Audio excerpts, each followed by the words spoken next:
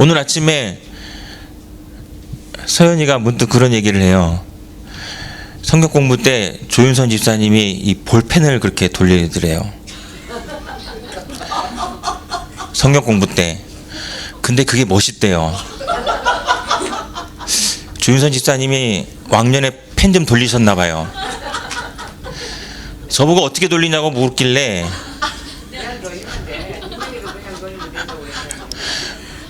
제가 친절히 가르쳐 줬습니다. 힘을 어디에 주고 어디에 주고. 저도 왕년에 좀 돌렸거든요. 영향력이지요. 함께 지내고 함께 산다라는 것은 영향을 주고받게 되어 있습니다. 오늘은 이 영향력에 대한 말씀을 좀 나누려고 합니다. 특별히 죄에 대한 영향력, 이것에 대해서 말씀을 나누려고 합니다. 오늘은 요한이 기록한 6번째 표적인 맹인을 치유하신 이적에 관한 내용이거든요. 자, 그 내용의 서론 부분입니다. 예수께서 제자들과 가시다가 날때부터 맹인된 자를 만났습니다. 그때 제자들이 이런 질문을 하죠. 자, 2절 말씀입니다.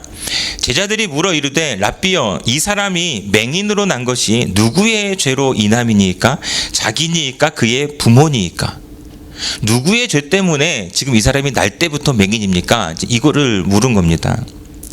하나님께서는 분명히 말씀하셨습니다. 신명기 28장 58절 59절 보면 너가 만일 이 책에 기록된 이 율법의 모든 말씀을 지켜 행하지 아니하고 너희 하나님 여호와라 하는 영화롭고 두려운 이름을 경외하지 아니하면 59절 함께 했습니다. 여호와께서 내 재앙과 내 재산에 극렬하게 하시리니 그 재앙이 크고 오래고 그 질병이 중하고 오래일 것이라. 하나님의 말씀대로 살지 않은 죄, 하나님을 경외하지 않은 죄, 그러면 재앙이 크고 오래고 질병이 중하고 오래일 것이다. 이게 참 두려운 말씀이죠. 그러므로 질병의 중심에는 죄가 있다라는 것입니다. 예수님께서도 38년 된 병자를 고쳐주시고 성전에서 그 사람을 다시 만났을 때에 다시는 죄를 짓지 말라 이렇게 말씀하셨죠. 요한복음 5장 14절 함께 있습니다. 그 사람을 만나 이르시되 보라 내가 나았으니 더 심한 것이 생기지 않게 다시는 죄를 범하지 말라 하시니. 자, 그러면 이 사람의 질병의 원인이 무엇이었다는 거예요? 죄였다는 것이죠. 죄가 너를 아프게 했으니까 이제 더 심한 것이 생기지 않도록 다시는 죄를 범하지 말라. 다시 말하면 너가 다시 죄짓게 되면 더 심하게 아플 것이다. 그런데 유대인들은 이보다 더 두려운 생각을 가지고 있었던 것이 뭐냐 하면 죄는 유전된다. 부모의 죄를 그대로 자식들에게 물려받는다. 이런 생각을 하게 된 것입니다. 성경에 보면 10계명 중에 2계명에 이 말씀이 연관되어서 이렇게 기록되어 있습니다. 출애굽기 20장 5절 6절 보면 그것들에게 절하지 말며 그것들을 섬기지 말라. 나 너의 하나님 여호와는 질투하는 하나님인즉 나를 미워하는 자의 죄를 갚되 아버지로부터 아들에게로 3, 4대까지 이르게 하거니와 6절 나를 사랑하고 내 계명을 지키는 자에게는 1000대까지 은혜를 베푸느니라. 자, 이 말씀처럼 아버지가 죄를 지을 때에 그 죄가 3, 4대까지 간다는 거예요. 그러나 하나님을 사랑하면 몇 대까지 복이 임해요? 1000대까지 임한다는 거죠. 그러니까 많은 사람들이 이 말씀을 가지고 복도, 그 다음에 저주도, 죄도 유전이 된다, 이렇게 해석을 했던 것입니다. 그런데 다른 말씀을 보면 분명하게 죄는 유전되지 않는다, 명확하게 말씀하고 있거든요. 자, 신명기 24장 16절 함께 있습니다. 아버지는 그 자식들로 말미암아 죽임을 당하지 않을 것이요 자식들은 그 아버지로 말미암아 죽임을 당하지 않을 것이니 각 사람은 자기 죄로 말미암아 죽임을 당할 것이니라. 명확하죠. 자기 죄로 말미암아 자기가 죽는 것이지 자식들로 말미암아 아버지로 말미암아 죽어요, 안 죽어요? 안 죽어요. 죄로 인해서 죽는다는 것은 누구 죄 때문에 죽는다?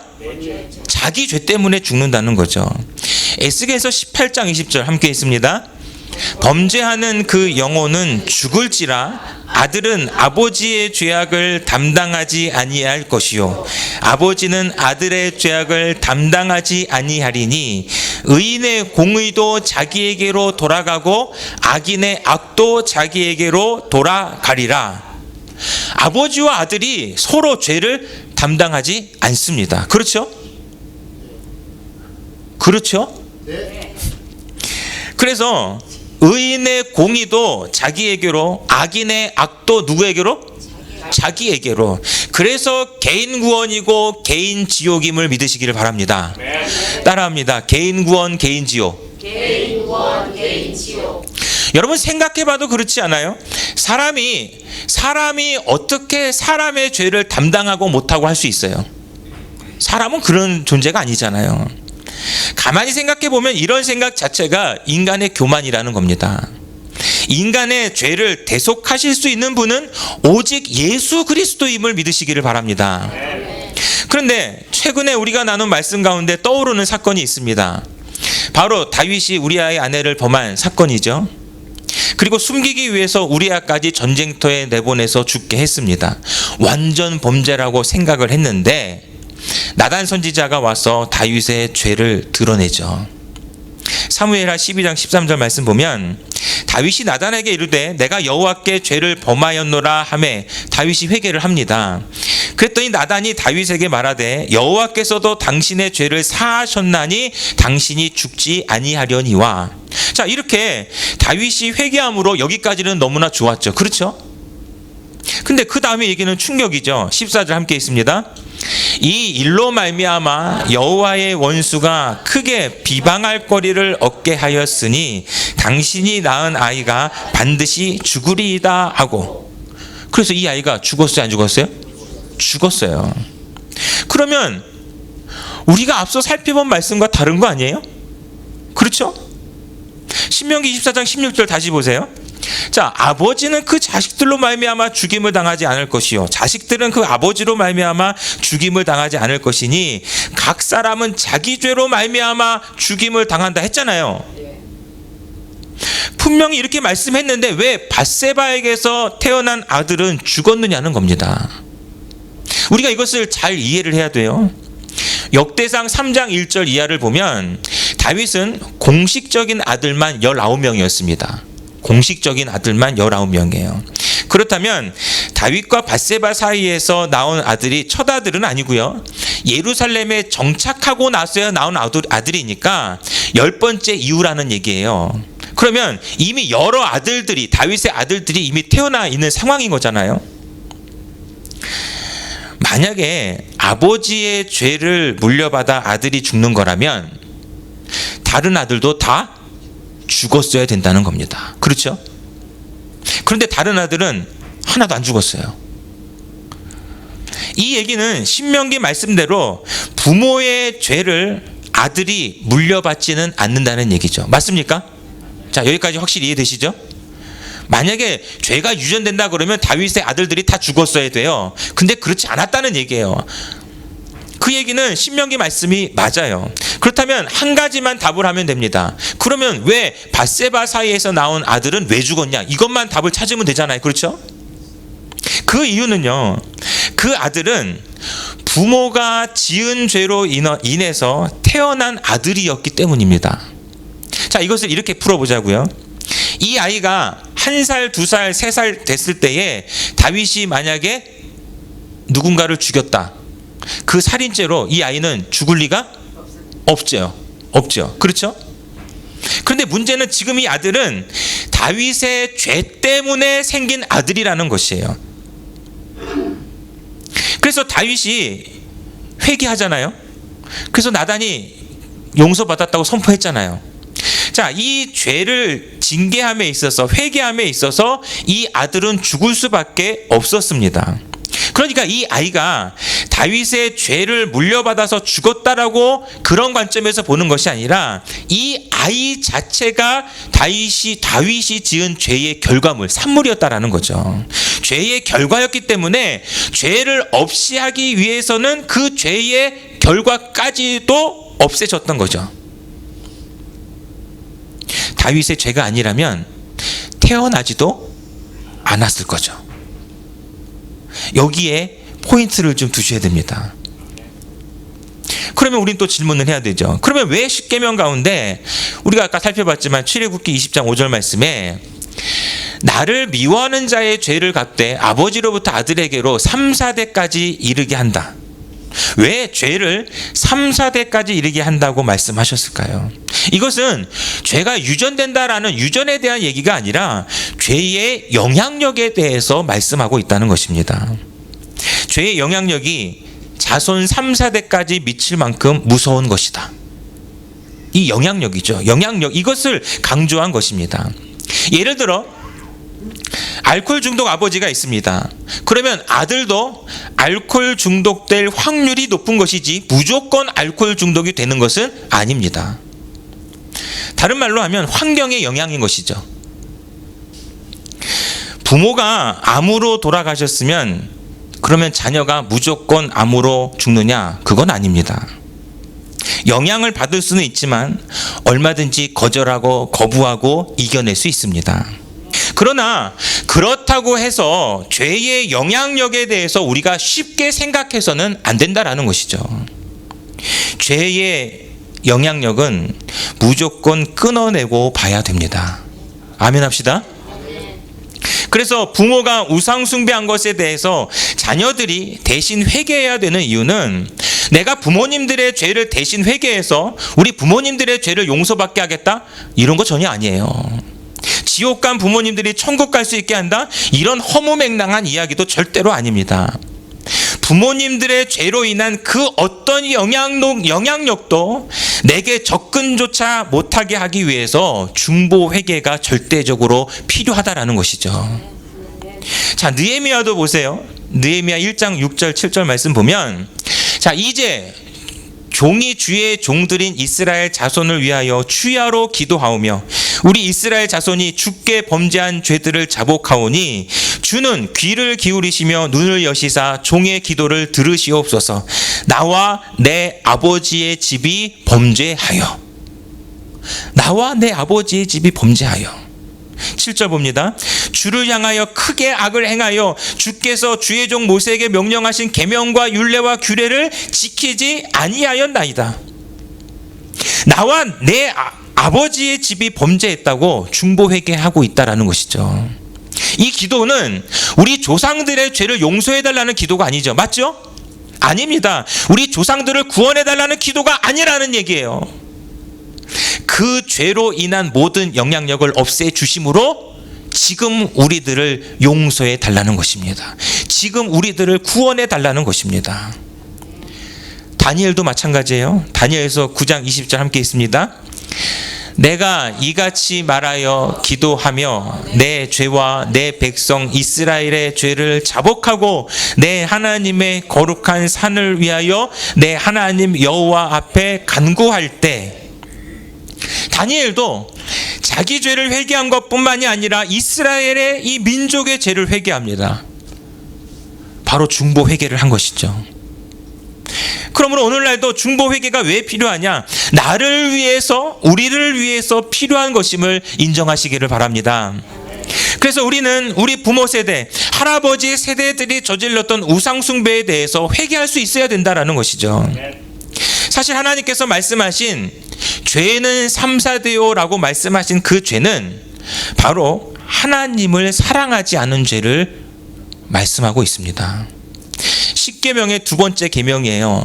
우상 만들지 말고 아무 형상도 만들지 말고 그것들에게 절하지도 말고 그것을 섬기지 말라. 이 죄를 말씀하고 있거든요.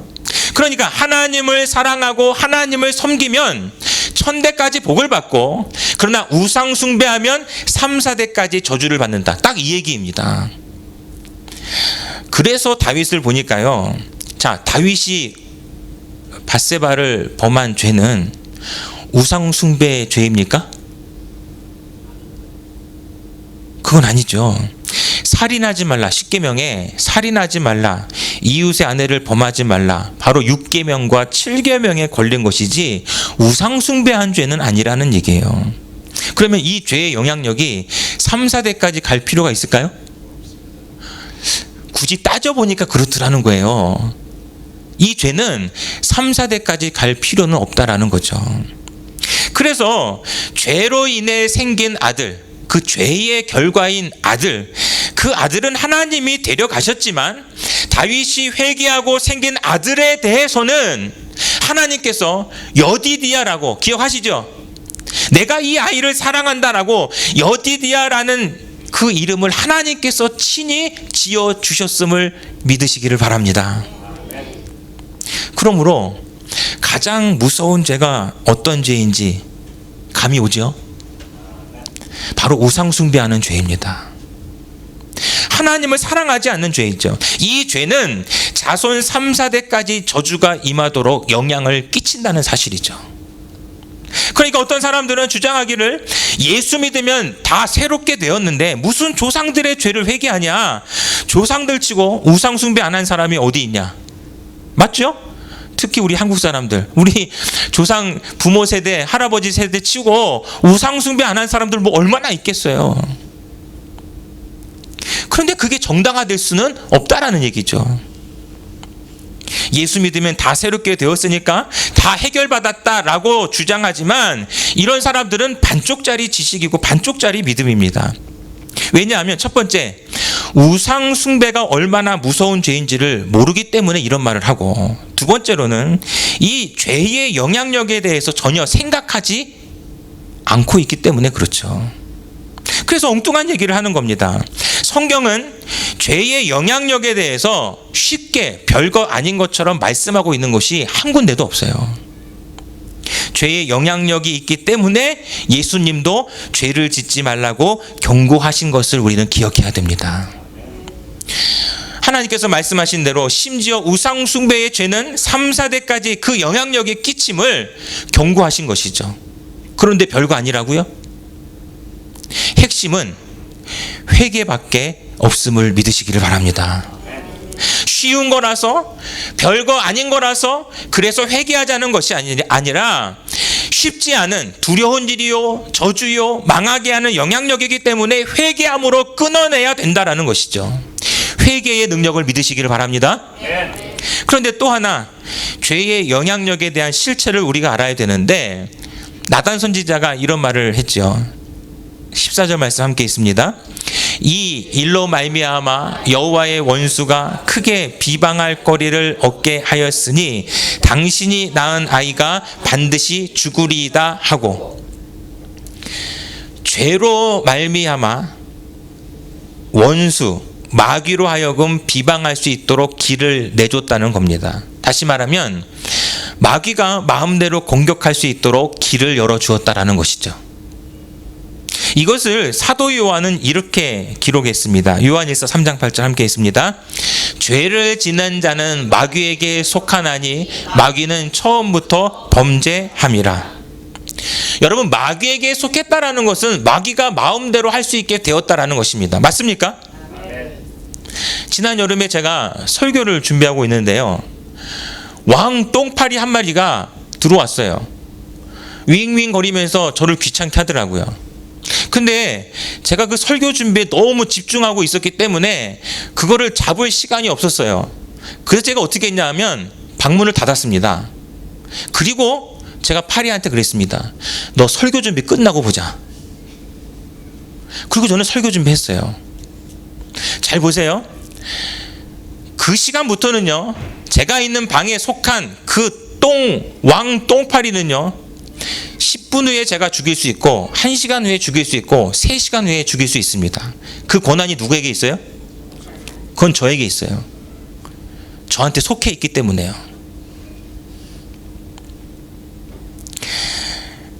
지는 신나게 돌아다니면서 시원하다 돌아다닐지 모르지만 아마 그 파리는 몇 분 뒤에 자기가 죽을 거라는 걸 몰랐을 겁니다.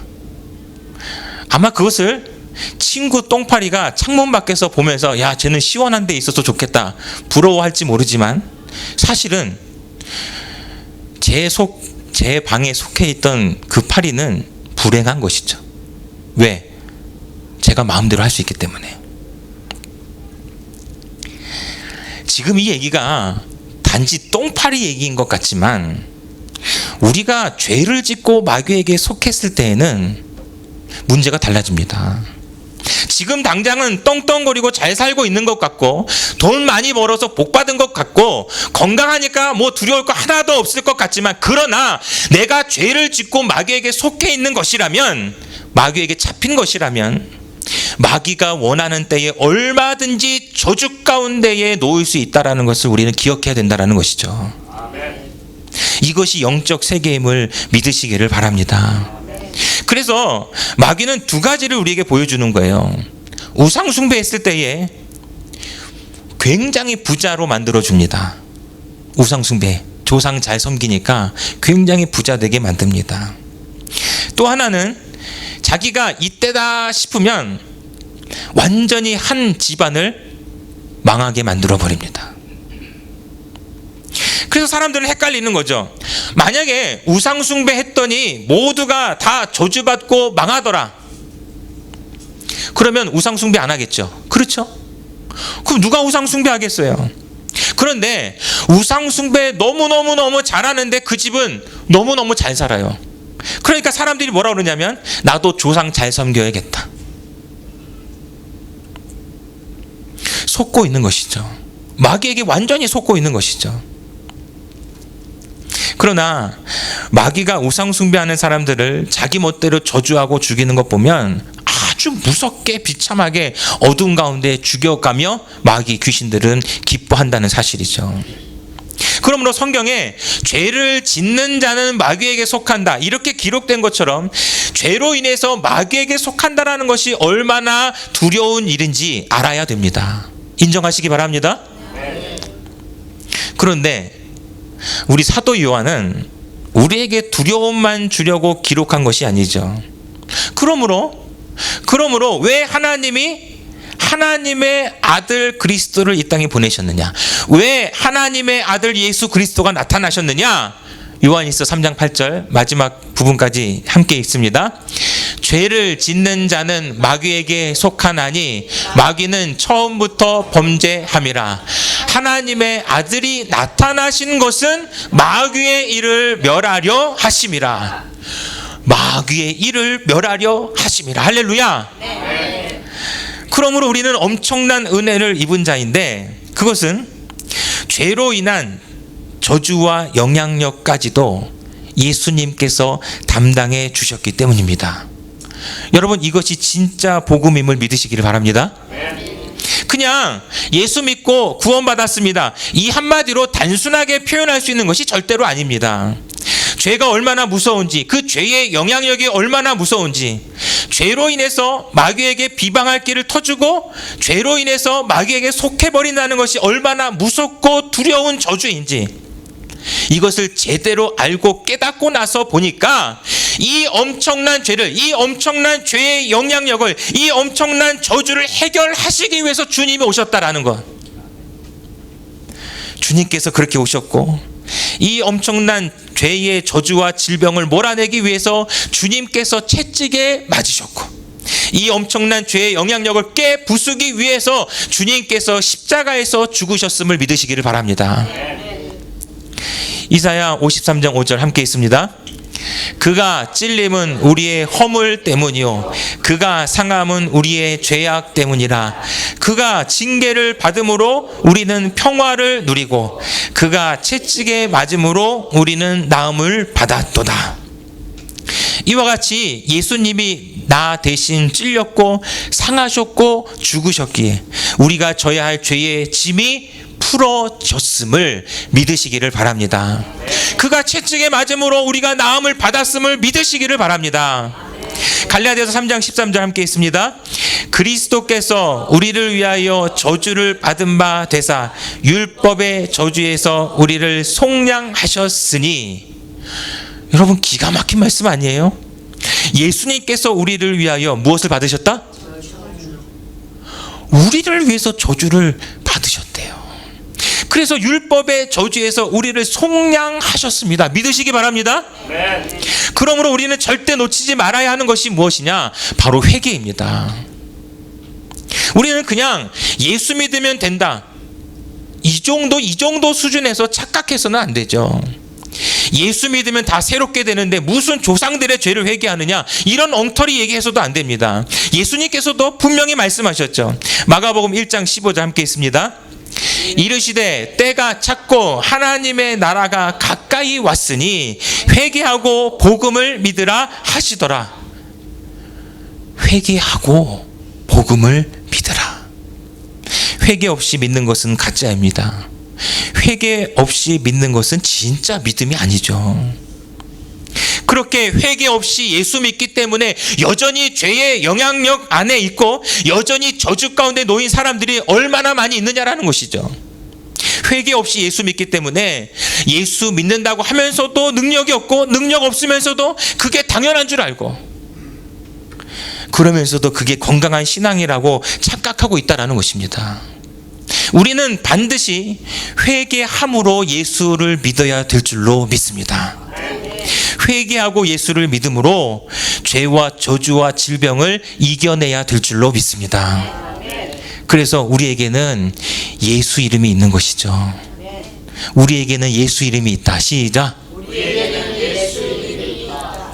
우리 지난 수요일 성경 공부에도 분명 이렇게 말씀하고 있었죠. 사도행전 11장 18절 함께 있습니다.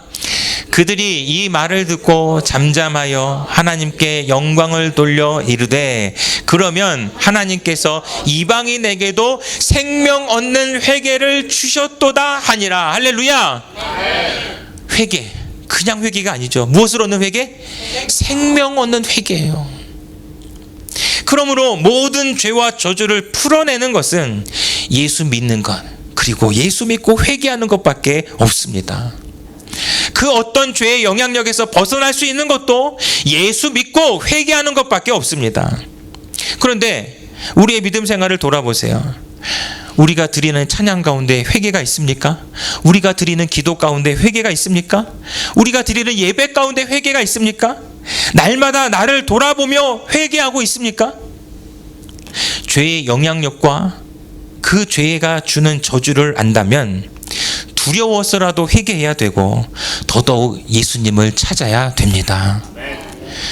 두려움으로 살자는 것이 절대로 아니에요. 두렵기 때문에 예수님을 더욱 찾자라는 얘기입니다. 그래서 나에게는 예수가 필요하다. 그러므로 나에게는 예수가 필요하다. 이것을 날마다 생각해야 된다는 것이죠. 나에게는 예수가 너무너무 필요하다. 시작. 나에게는 예수가 너무너무 필요하다. 조상들의 어떤 죄든 나의 어떤 죄든 그 죄를 없이 하고 그 영향력까지도 박살낼 수 있는 방법은 오직 예수밖에 없음을 믿으시기를 바랍니다. 또한 오직 예수의 능력을 힘입기 위해서는 회개밖에 없음을 믿으시기를 바랍니다.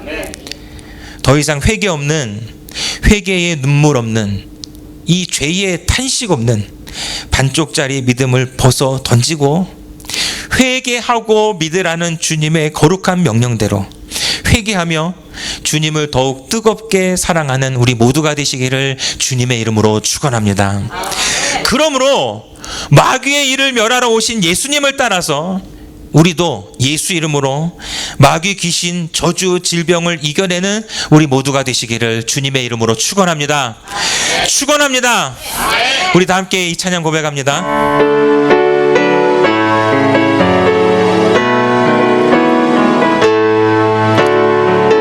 주 하나님 독생자 예수 날 위하여 오시었네. 내 모든 죄 용서하시고 죽음에서 부활하신 나의 구세주, 살아계신 주, 살아계신 주, 나의 참된 소망, 걱정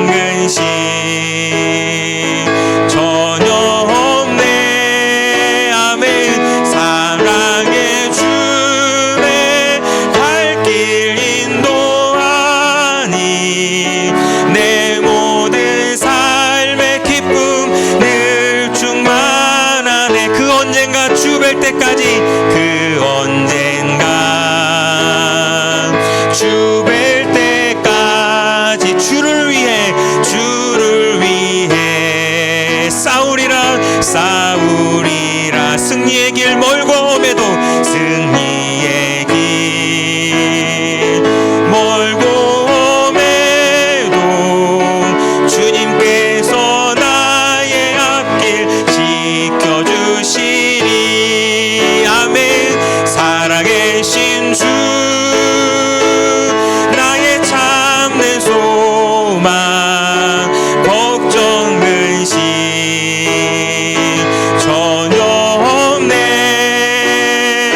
사랑의 주네 갈 길 인도하니 내 모든 삶의 기쁨 늘 충만하네.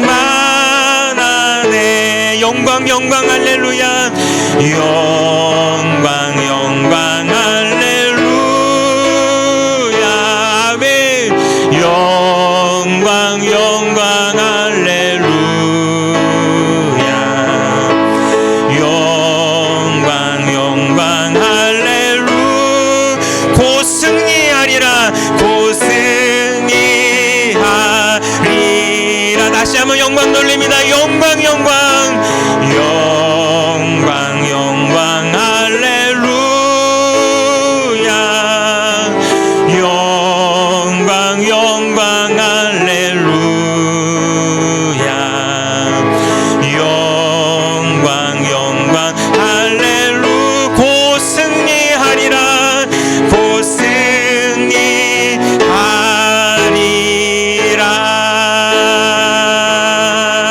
아멘. 지금 우리 말씀 기억하며 함께 기도하기를 원합니다.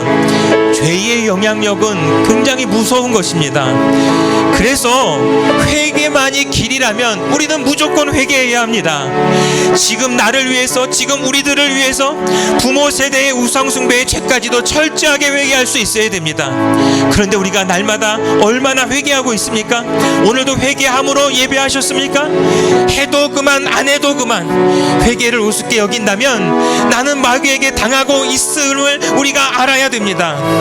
회개함으로 마귀의 일을 멸하신 주님 따라 우리도 죄를 이기고 죄의 영향력을 이기고 죄의 저주를 이기며 명령하신 대로 예수 이름으로 귀신을 쫓고 병 고칠 수 있는 능력 있는 사람들이 되게 하여 주시옵소서.